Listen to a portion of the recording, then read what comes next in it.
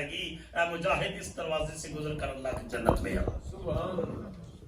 وَمَنْ كَانَ مِنْ أَهْلِ الصَّدَقَةِ، دویا من باب صدقہ، جو شخص بہت چیریٹی کرتا ہے، بہت چیریٹی کرتا ہے، صدقہ دیتا ہے، غریب پر خرچ کرتا ہے، مسجد کے لیے دیتا ہے، مدرسے کے لیے دیتا ہے، مسکین کے لیے دیتا ہے، بہت چیریٹی کرتا ہے، اللہ کے نام پر خرچ کرتا رہتا ہے، حضور نے فرمایا قیامت کے دن دویا من باب صدقہ، صدقہ کا دروازہ پکار پکار کر کہے گا، اے اپنا مال اللہ کی راہ میں خرچ کرنے والے ادھر آ، خدا کی جنت تیرا انتظار کر رہی ہے، اللہ کی جنت تیرا انتظار کر رہی ہے۔ اس کو باب الصدقہ سے، ڈور آف چیریٹی سے بلایا جائے گا۔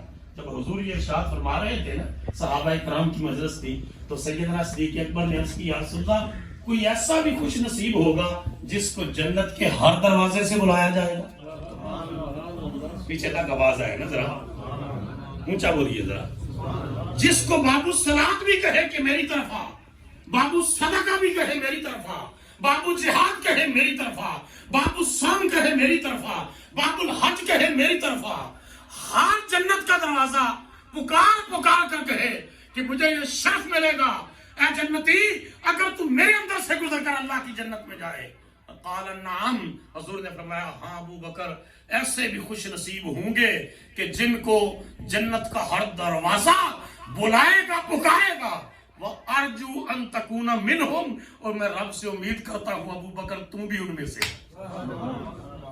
میں رب سے امید کرتا ہوں کہ تم بھی ان میں سے ہے، کہ باب الصلاۃ کہے گا ابو بکر ادھر آ، باب الجہاد کہے گا ابو بکر ادھر آ، باب الصدقہ کہے گا ابو بکر ادھر آ۔ جنت کے دروازے پکار پکار کر کہیں گے کہ ابو بکر ہمارے اندر سے گزر کر اللہ کی جنت میں ڈال دو۔ کروڑوں رحمتیں اور برکتیں ہوں سیدنا صدیق اکبر رضی اللہ تعالیٰ عنہ کی ذات اقدس پر۔ اللہ رب العزت ہمیں انہی جیسا عشق رسول عطا فرمائے، وفاداری عطا فرمائے، اور دین کی اتباع نصیب فرمائے۔ وما علینا الا البلاغ المبین۔